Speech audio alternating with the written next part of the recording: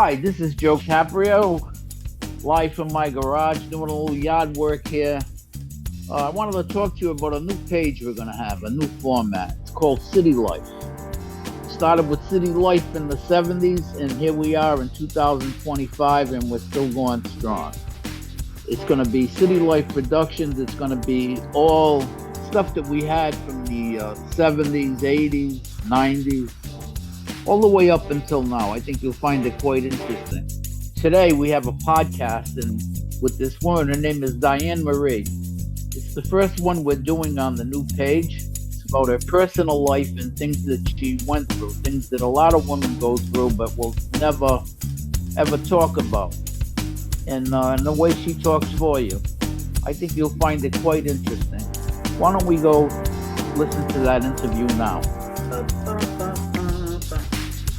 Okay, this is Joe Caprio. This is another podcast, another famous podcast that we have. Today we have Diane Marie. Diane Marie had a program in Massachusetts where she talked about relationships. Diane, tell us a little bit about that show. It was kind of a he said, she said. So you got versions of both sides, the men and the women. And sometimes it can be very interesting. So I guess you want to put me on the hot seat and start asking me questions. Absolutely. You're a man, aren't you? Well, last time I looked. All right, here we go. What do you want to ask me? So why do you think, not just men, why do you think both sexes cheat? Well, to be quite honest with you, I think men cheat and women cheat when they're not satisfied at home. You saying sexually? Well, yeah, sexually or emotionally, or their wife don't pay attention to them or stuff like that, or the other way around. That's they drift. So men are like little babies, and that's why they need attention all the time. Women, not so much. I can tell you're stronger than me already.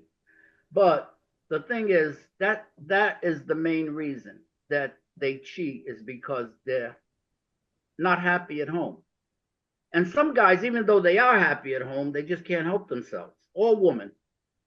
Yeah, I had somebody tell me once, a guy that I was with for a very long time cheated on me, and I couldn't understand it because everything was really good. And I was told that they cheat because that's the high for them, cheating and wondering if they're going to get caught or not. That's their high. So even if you have the greatest sex at home or with that you're in your relationship, it doesn't mean that they're not going to cheat. They cheat for affection, but even if you give them the affection, great sex, there's still some guys, the high for them is just cheating. Are you lost for words? Well, I don't really want to get into it, but it's the same thing for a woman. Now, here's the thing. Now, Ulysses is in the background. You can't see him. He's our producer. He's our producer, director. He does this whole thing. Now, Ulysses, Diane Marie has this story that she agreed to say on this podcast, which you're not going to believe. It's going to be about a relationship she had and a marriage she had. And so, Diane, could you elaborate on that a little bit? You're gonna love this story, Ulysses. Absolutely. I'm somebody who, when I fall in love pretty deeply, and I care about the person. I'll do anything for them. So I met this gentleman online. We went for dinner at Foxwood, the Paragon. It was so incredibly the night that the piano player played Isn't It Romantic? And as we walked out of the restaurant, he said, we look so in love that's why he played that song for us. So one thing led to another. That night he said to me, I had a great time. I want you to come to New Jersey, but I don't want you to drive. I'm going to send a limo. I'm going to put you up in a hotel, and I want to show you where I live, and we'll go into New York and all this, blah, blah, blah. He was incredible. It was everything my profile said, which should have been something I should have realized was too good to be true. So we dated, and my birthday was in May. The We met like the end of February. In fact, he even brought me a little present for Valentine's Day. And for my birthday in May, he took me to Italy and he proposed while we were there. Right. So I'm thinking this is one of those storytelling things. I can remember being at his place and we had a view of New York City. And I remember dancing with him and started to cry because this was like too good to be true. Good things don't happen to me. So anyways, he takes me to Italy and he proposes while we're there. He took me there for my birthday, took me shopping. I raised 4 sons by myself. I never had money for myself. So I felt like a princess, you know? And I'll even tell you a cute little story. Like I said, I never had money for myself. So he went and he bought me a pair of Jimmy Choo shoes. They were snakeskin. They were over $1,000. And I cried because I said, I can't wear these. And we ended up bringing them back to the store. It was just beyond my wildest things to have $1,000 pair of shoes on my feet. So anyways, we went to Italy. He proposed. We came back. I moved in with him at that point. Little did I know, while I was planning the wedding, he was planning the divorce. I didn't realize this. Imagine that, And Ulysses. we had a huge wedding in Newport, and I used to have to come home and plan everything, but I couldn't give the okay. He had to give the okay. He'd come like once in a while and say yes, yes, no, no, whatever. So it was like I was doing this, but it wasn't what I wanted all the time. So anyways, I planned this wedding so nice. There were songs I knew he loved, like The Godfather. That was going to be when he walked. Then there was other songs that meant a lot to him. I had a thing made. It was for his, because his father had passed away, and it was something he could put in his pocket with his dad's picture on it. I'm very romantic and I'm a very sentimental person. He did nothing. So anyways, we got married, and after we were married, I think we were actually only supposed to be married for 3 years. We ended up being married for 4. And that was only because his mom got sick and I was taking care of his mom. And the doctors told me if it wasn't for me, she would have died. So anyways, he took me towards the end of the year. He took me because my lease was up for my car. So he took me to pick out another car. And he took me there 3 times, the color, what I wanted, all this. And we left. The last night we were there, we left because it was snowing. And he told the guy, call me on Monday. We'll finish the paperwork up. When he served me January 1st or 1st, I think it was, when he tried to serve me on January 1st, I had no clue. We were going to take time and go on vacation and work on it. I got him to go to counseling. He went one night and said the counselor told him he didn't need to go back. I said, oh, that's like a miracle. You are a miracle. Nobody goes to a therapist once and cured. Turns out he was a narcissist. But anyways, he served me. And when we were going through the divorce, which most people don't, it's kind of hard to believe that someone would go through this. Can I interject one thing here? Yeah. Some people, I know it's incredible, may not know what a narcissist is. Can you describe? Oh, absolutely. A narcissist only feels for themselves. They don't feel empathy. They don't feel love for anybody but themselves. I remember riding in the car with him one day, and on the news, it came on and it said somebody had thrown a little puppy out in the middle of the freeway. And I like gasped and I almost started crying. And I'm like, how could anybody do that? That's so horrible. Do you know what he said? I said, you're not saying anything. What do you think? I don't care. It has nothing to do with me. And that's how narcissists are. They don't know how to love other people, only themselves. And they will go to extreme levels to get what they want. He didn't care. We had this huge wedding. Now, can I ask a question here? Mm-hmm. Didn't you see any of these signs in all the time you were with him?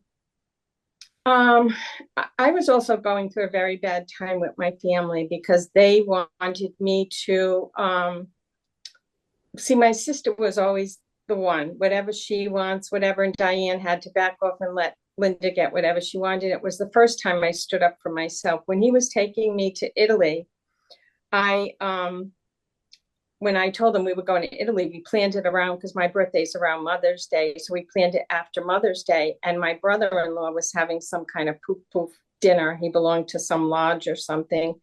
And I had a choice of going 2 weeks to Italy or staying home and going to this dinner. And my family stopped talking to me because it was the first time I stood up for myself, and I went to Italy for 2 weeks. And I don't think there's too many people that would have said, no, I don't want to go to Italy for 2 weeks. I'll stay home and go to a dinner.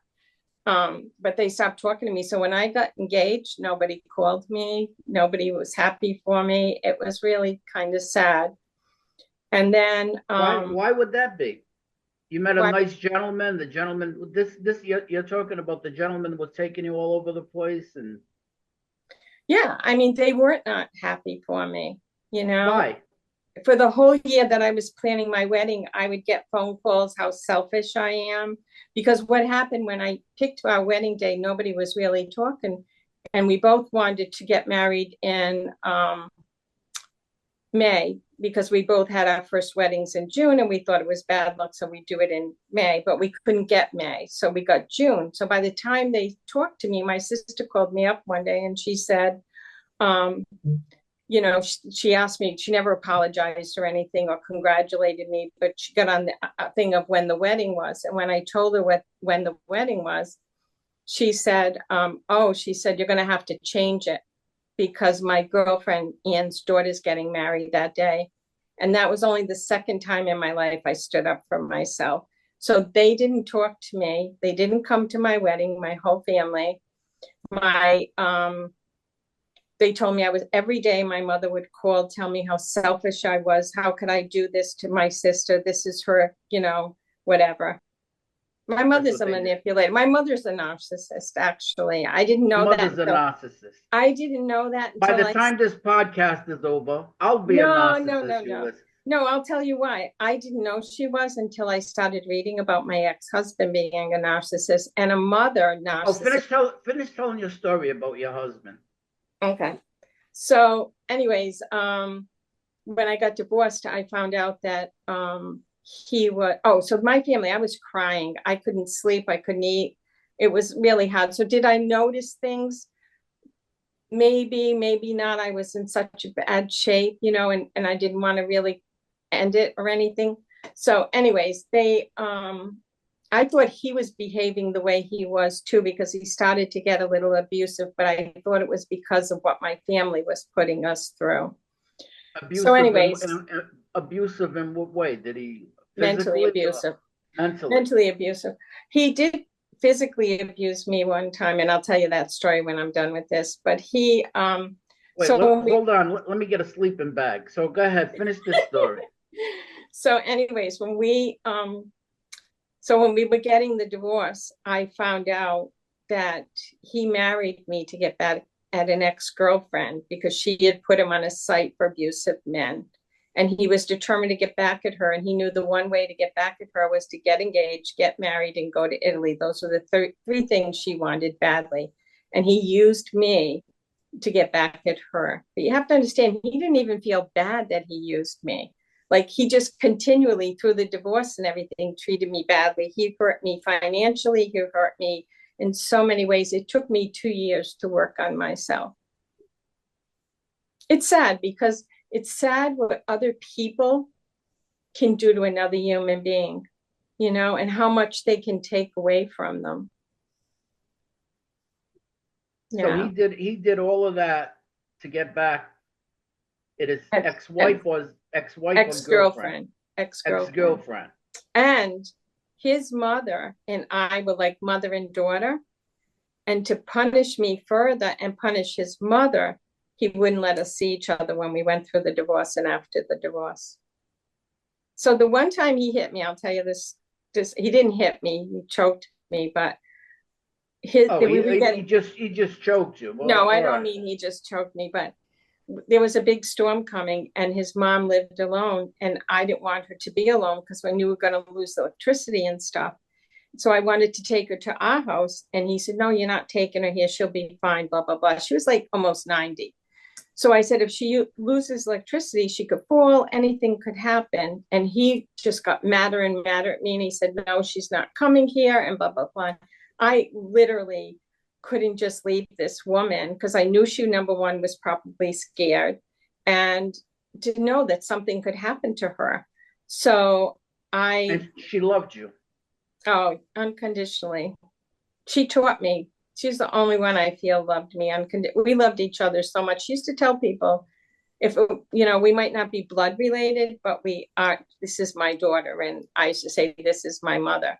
I used to take her into New York City. I used to take her to lunch. I used to take to every doctor's appointment. I mean, I was constantly with her. But anyways, when he was at work, and that was the other thing, he wouldn't let me work.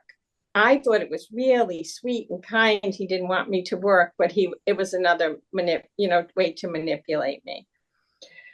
So anyways, I went to her house that night. I packed a small bag, went to her house, and he never called to see if we were okay. We lost electricity. I went and got food for us. I bought flashlights. She didn't even have flashlights in the house. And we sat and laughed. And she said to me, I'm so sorry. She said, I know you should be with Frank, but I'm really glad you're here. Next morning, I got up. We did have a big storm. We didn't lose electricity. So we were going on a trip in 2 days. So I said, I got to go home and pack. So I go home, open the door. He's standing there waiting for me. He grabbed me by the throat and was choking me. And who do you think you are? You should have been here with me, not with my mother. And he said, I just want you to know I canceled the trip. That was my punishment because I went and stayed with his mother. And then after that, you got divorced. That was in maybe October, November. He served me in January. Yeah, but under what circumstances? What was it? Inconsiderable differences is what he put down. And if I ever told you about the court thing and how my lawyer didn't show up, I think they were contacting him. I asked the judge. So it was a setup job. A setup job. Absolutely. Listen to what happened. I wrote the judge because my lawyer, I was doing the paperwork. I had a cheap lawyer. He had a very expensive lawyer. My lawyer, well, I was doing the paperwork and he wasn't filing it. And he would lie to me and say, I did. I don't know why the judge said that. I go, he's not going to say that if you're. So I wanted to get another lawyer and I asked for 2 weeks to find another lawyer. I was refused. I had the lawyer that I was going to hire in the courtroom on the day of my divorce that I didn't know was going to be the last day. And this lawyer stood there and said to the judge, I'm taking her case. Can you just give me, I don't know if he said a week or whatever. I couldn't even get my papers from my lawyer. I couldn't even find my lawyer. He didn't show up on the last day. And he didn't answer his phone. I went to his office, no, not there. He disappeared. And I had paid him. For me, it was a lot of money because I didn't have a lot of money like him. And the judge, I had a mental abusive case against him. I had a journal that I kept dates, time. The judge wouldn't even read it. He threw it out, wouldn't even read it. I said, it's right here. You should really read it. Never read it. It was what do you call them? Interrogatories? Is it interrogatories you call it? Yes. That you fill out. Yeah, it was 100. I don't know exactly what it means, but I know the word. Yeah, it's 100. It was 153 pages of the abuse that I went through and the things that he had done and the punishment. 153 pages. 153 pages. And this is the guy you loved. Imagine if you didn't love him, you would have had an encyclopedia. So go ahead. Yeah. So, but all these pages, all this interrogatories, and when near the end with the abuse. I would have appealed to a higher court. I really would have. What happened was I didn't know my lawyer didn't. He was the one who was supposed to put the paperwork in and he didn't put it through. And it went past the amount of time that you can do it. So it got thrown out. There's something very. Oh, absolutely. This was in New Jersey. And I was thinking because we got married in Rhode Island that we would have to get divorced in Rhode Island, but it was where you lived, not where you got married.